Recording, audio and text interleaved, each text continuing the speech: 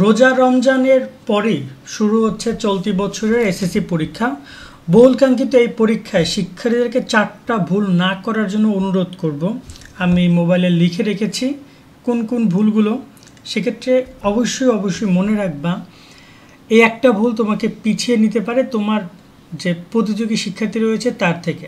আসলে প্রতিযোগী বললে ভুল হবে, কেননা সবাই ভালো রেজাল্ট করুক, চাই 20 লাখ শিক্ষার্থী পরীক্ষা দেবে, 20 লাখ A+ পাক। কিন্তু বাস্তবতা হচ্ছে যে যখন তুমি কলেজ ভর্তিতে যাবা তখন কিন্তু তোমাকে প্রতিযোগিতার সম্মুখীন হতে হবে। তাই আপাতত সবাইকেই তোমার প্রতিযোগী বলেই আমরা আপাতত বিবেচনা করছি। এই জায়গায় কোন কোন ভুলগুলো তোমরা করছো, সবচেয়ে বড় একটা ডিসঅ্যাডভান্টেজ যে তোমাদের রমজানের পরে পরীক্ষা। তো রমজানটা আসলে পবিত্র একটা মাস। আমি নিজে এই মুহূর্তে অনেক পোতায় গেছি, মানে মুড়ি যেরকমভাবে ঠান্ডা হলে একদম হয়ে যায় না, আমি সেরকম অবস্থা। রোজা একদম শেষ সময়, কথা বলতে খুব কষ্ট হচ্ছে। যাক, তোমাদের সাথে কথা বলি। আমি জানি তোমাদেরও অনেকের অবস্থা এমন, ইফতার করার পর একটু ভালো লাগছে, আবার রমজানের শেষের দিকে এসে খারাপ লাগে, পড়াশোনা হয় না, ভাল লাগে না পড়তে। আসলে এটা একটা বলা যায় যে কিছু করার নাই। যদি পরীক্ষাটা পিছিয়ে নিতে হয়তো বা ভালো হতো শিক্ষার্থীদের জন্য, কিন্তু একদম পরীক্ষা, ঈদের পরে পরীক্ষা, এটা একটা ডিসঅ্যাডভান্টেজ তোমাদের জন্য। প্রথম যে ভুলটা তোমরা করবা, 4 নম্বর ভুলটা অনেক ইম্পর্ট্যান্ট, শেষ পর্যন্ত দেখো।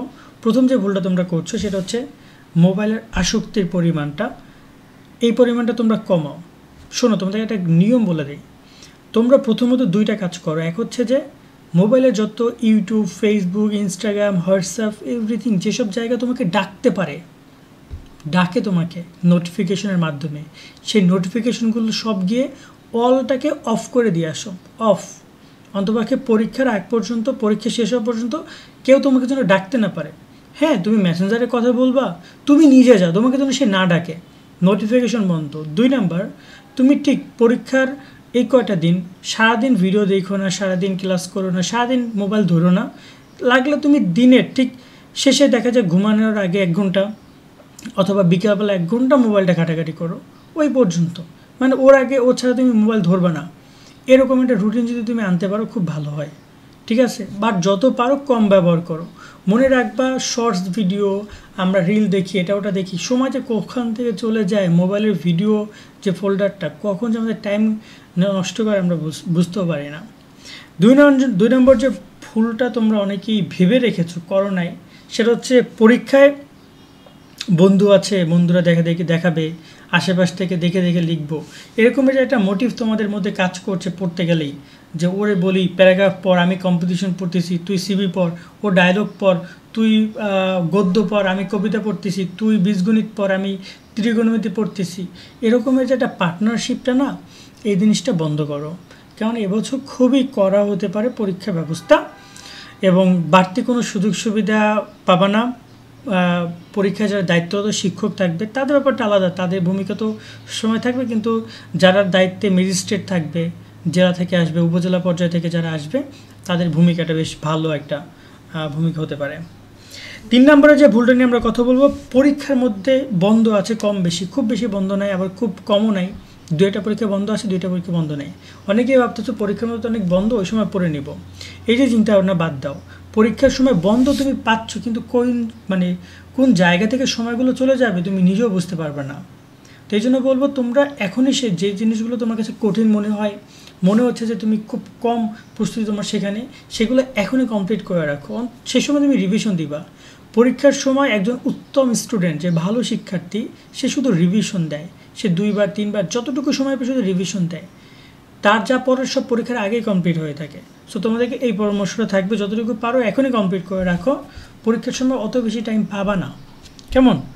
4 নম্বর ইম্পর্টেন্ট একটা ব্যাপার, অনেকে এমনটা ভেবে বসে আছো যে নতুন সরকার এসেছে বা এটা ওটা, অনেক কিছুই প্রশ্ন অনেক সহজ হবে, অনেক এরকমটা ভেবে বসে আছে। এমনকি আমি দেখতে পাচ্ছি অনেকে অনেক ভিডিও করে তোমাদেরকে বলেছে প্রশ্ন সহজ হবে, বাট আসলে প্রশ্নের একটা বেশ বড় একটা ক্রাইসিস মুভমেন্টে তোমরা পড়তে পারো। নতুন অনেক কিছু তোমাদের প্রশ্ন থাকবে যেগুলো তোমাদেরকে কঠিন করে দেবে। প্রশ্ন সহজই হবে, তবে উদ্দীপক যদি তুমি এর আগে কোন উদ্দীপক তুমি বইতে অমন উদ্দীপক পড়ো নাই, অমন প্রশ্নের ধরন তুমি বোঝো নাই, তখন তোমার জন্য খুব টাফ হয়ে যাবে। ইংরেজিতে যদি একটা স্টোরি, একটা যদি সিভি অথবা একটা প্যারাগ্রাফ যদি একটু উল্টাপাল্টা আসে, দেখবে যে পুরো প্রশ্ন টাফ লাগতেছে। তো এই জায়গায় প্রশ্ন সহজ হবে, খুব সহজ একটা পরীক্ষা দিবা, এরকমের যে একটা মোটিভ মাথার মধ্যে ঢুকছে, বন্ধ করে, এরকম কোনো কিছু না হইতে পারে। যদিও হয়, সহজ হয়, এবং 2 নম্বর টপিক বন্ধুবান্ধবের কাছ থেকে তুমি দেখতে পারো অথবা সাইড টক করতে পারো, সেটা তোমার জন্য বাড়তি অ্যাডভান্টেজ, কিন্তু সেটাই মেইন না, সেটাই মূল না। এই বিষয়টার প্রতি বিশেষভাবে মনে রাখবা। তো এই জায়গায় কী করণীয়? করণীয় সিম্পল। 1 নম্বর যে করণীয় সেটা হচ্ছে মোবাইল ফোন দূরে রাখা। 2 নম্বর করণীয় নিজে পড়াশোনা করা, বন্ধুবান্ধব অথবা পাশাপাশি দেখা দেখি এই ধরনের যে চিন্তাভাবনা ভাগাভাগি করে পড়া বাদ দেওয়া। যতটুকু পারবো নিজে লিখবো, এরকম একটা কনফিডেন্ট নিয়ে তোমাকে যেতে হবে, দেন অ্যাডভান্টেজ পাইলে এনাফ। ওকে। 3 নম্বর, পরীক্ষার মধ্যে বন্ধের বিষয়ে চিন্তা ভাবনা না করে এখনই প্রিপারেশন সুন্দর করে নেওয়া, প্ল্যানিং করা। হ্যাঁ, পরীক্ষার মধ্যে একটা প্ল্যানিং, আমরা তোমাদেরকে প্রত্যেকটা পরীক্ষার আগে একটা প্ল্যানিং করে দিব, যে তুমি সকাল রাত বিকাল কীভাবে কী পড়বা সব কিছু আমরা তোমাদেরকে বলে দিব।